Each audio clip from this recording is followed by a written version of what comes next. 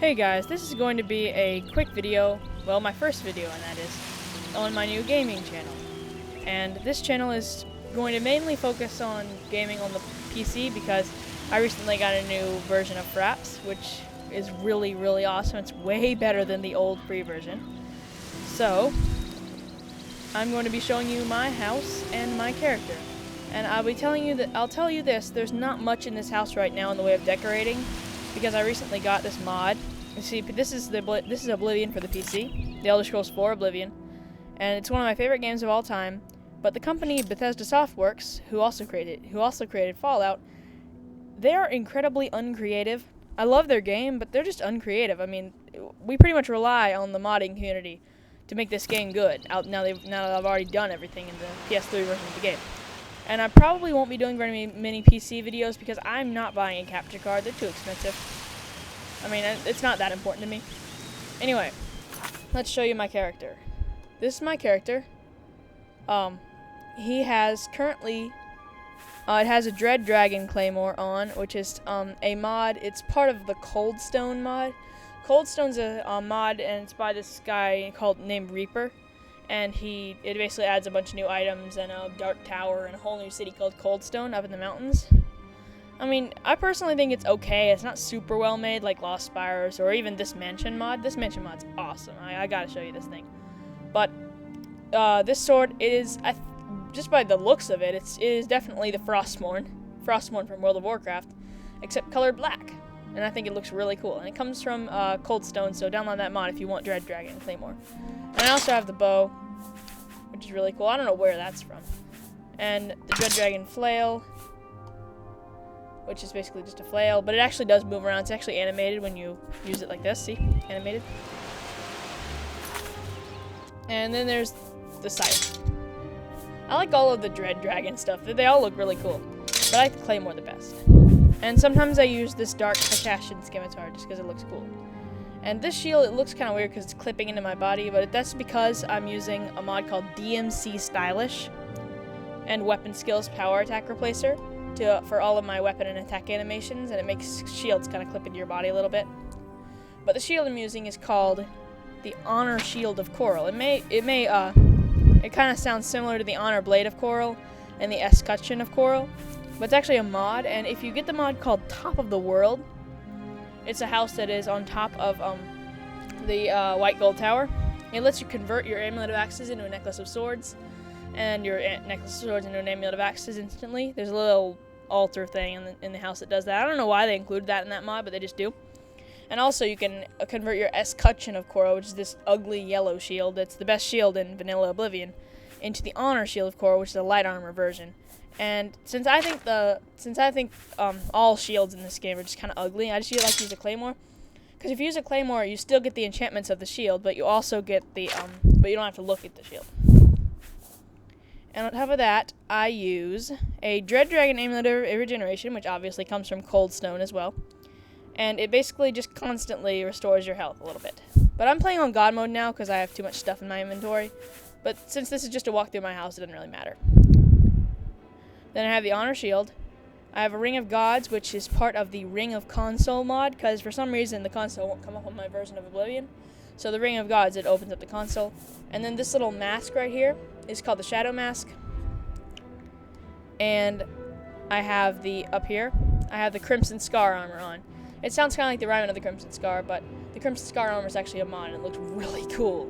I swear that looks awesome. And also, the more important thing, my race is actually a custom race, as you can probably tell, with custom hair. And it is called a Kawa Khajiit, which stands for Kawaii Khajiit, which is cute Khajiit. And I think they look a lot better than the regular Khajiits, and they have hundreds of hairstyles to choose from. And they have boys and girls and stuff like that, and it's really cool. And especially with that mask. And that is my character. And if you can see here, this horse, I think it looks really awesome. It's a black horse, but it's decked off in real cool armor. It comes from a mod called Seaview Castle, which is a castle over on the Gold Coast that overlooks the sea, obviously. And you get a free horse, and I decided to make this my horse because this mansion mod is just completely and totally awesome. Anyway, let's get to the mansion. This is the mansion front. it's a very large mansion, and it's made of almost entirely new textures. This is the horse stable. I think I might have to go into the construction set and classify this as a real horse stable, because my horses keep on freaking following me, and it's really annoying. But still, it's a cool stable. There's a fountain, and here's the front entrance to the manor. Maybe my FPS will get higher if I go inside here. Because Fraps makes your FPS horrible because it doesn't encode the video while it's recording. So the file sizes are ginormous. Anyway, as you can see, it's made of 100% completely new textures. Let's go to first person. And you have custom display cases, which I think look really nice. I'm not going to go through every detail because this video will be 100 million minutes long. Okay, I have a dog in here somewhere. Where's my dog? There's dog. Scrapper. I found him wandering around the Imperial City. I have no idea who or what he is. He's just a dog. And I looked him up on the wiki, and there's no dog named Scrapper in Vanilla Oblivion. So apparently he's part of a mod that didn't tell that he was there. So this is the basic inside of the house. And now we'll go into the library. And this, not only being made of completely new textures, it also is very big and has lots of Easter eggs. So, it has a lot of secret entrances and stuff like that. And as you can see, this bookcase, it's a really nice bookcase. But there's this little panel on the fireplace over here that opens the bookcase. I mean, it seems like there'd be a hidden book or something like that, but it's actually a panel in the fireplace. I guess it's trying to confuse you. If you head in here, it's a secret room. No real point to the secret room, just a nice big secret room with some various different items inside. And little do you know, there's actually another secret room inside here if you pull this book. Push this book. There's another secret door. And the thing is, the secret doors in this mansion are very well hidden. So let's push the book up again just to show you. Oops. Oopsie. Let's close the door. It just looks extremely... From a distance, you would never know that secret door is there. Aside from this corner being flat. That's the only giveaway of the secret door. So let's see what's inside.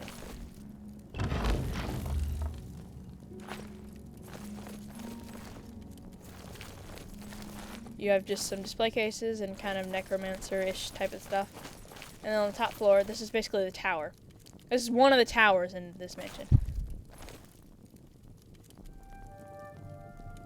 And it's basically lots of potions. And this mansion even includes custom-made potions, and those are really cool looking. And they have this circular display case, which I think is totally awesome. And they have these really cool crystal balls. Oh, and I never mentioned, this mansion is called Vaernlor Manor, if you want to get it on on the Elder Scrolls Nexus. And it has custom altar spellmaking and enchanting right there. And that's one of the secret rooms in Vaernlor Manor. Let's continue on. This was the whole library area. That was the library. Let's go and close my bookcase. Pressing the panel again. And we'll go to the next room in the manor. See, this dog's really fast. I mean, he's like some kind of weird fast dog. I don't know. I just put him in my house with the follower mod. I think it's by, the Talkie Toaster or something like that. Some mod by the Talkie Toaster. Alright, you have some plants in here. That one looks very odd. And just extremely nice. Just so many custom textures. Just this person's attention to detail is fantastic. If you go in here, you see the dining room.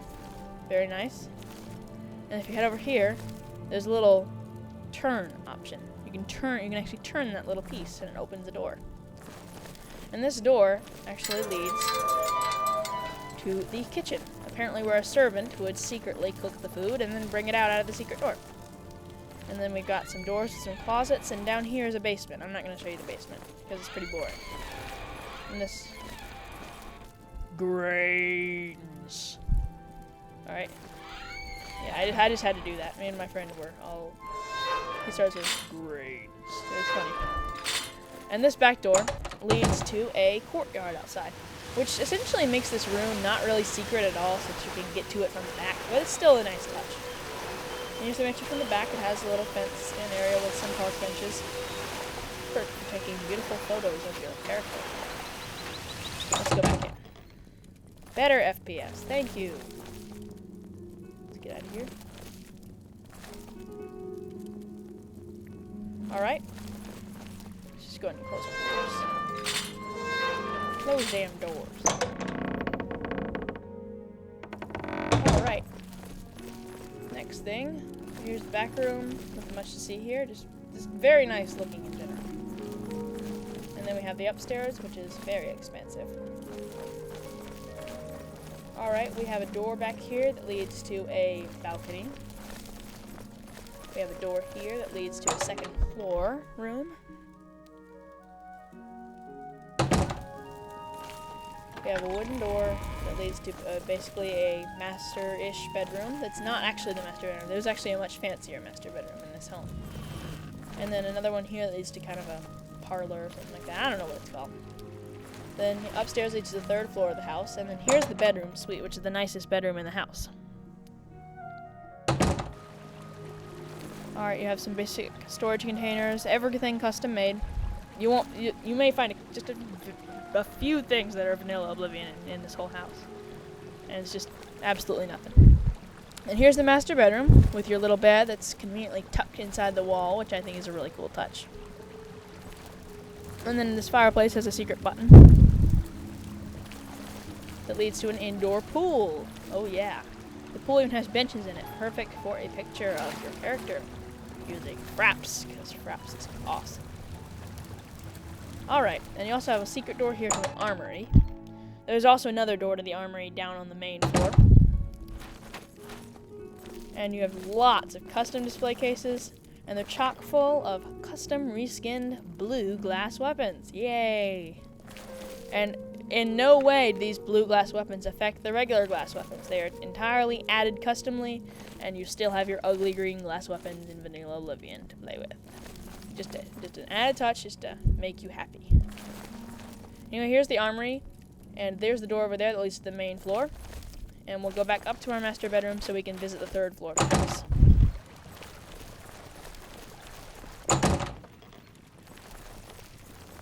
Bad FPS. Bad. I actually have a follower up here. It's a CM partner named Friska. She's also a Kawa Khajiit. I love my Kawa Khajiits, but I prefer a male one. But still, it's this girl one. It's an archer. And the thing about CM partners is they also sleep and shoot arrows and other stuff. You can hear her shooting arrows. And there's a secret room in here that opens these curtains. And it has a fountain of power here. It's basically an alien well. That's basically what it does. Turn that. Close the curtains. And this door leads to another balcony. And you can go upstairs. And here's basically my guest bedrooms. And you can see Friska here, randomly shooting arrows at the ground, which are now mine. And she has the normal CM partner things. And now that's basically it for up here. And now there's 2 more areas to explore in this home.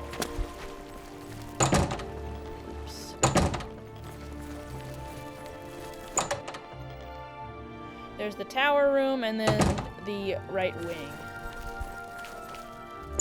So let's go to the tower room, which is really nice. Just run through this because I think my video time is running low. Not to mention this is clogging up my entire hard drive until I get a chance to delete it. There's a little push lever thing that kind of folds this candelabra into a lever. You can climb up here and do the upper tower room, which you can then proceed to the turret, which is really cool.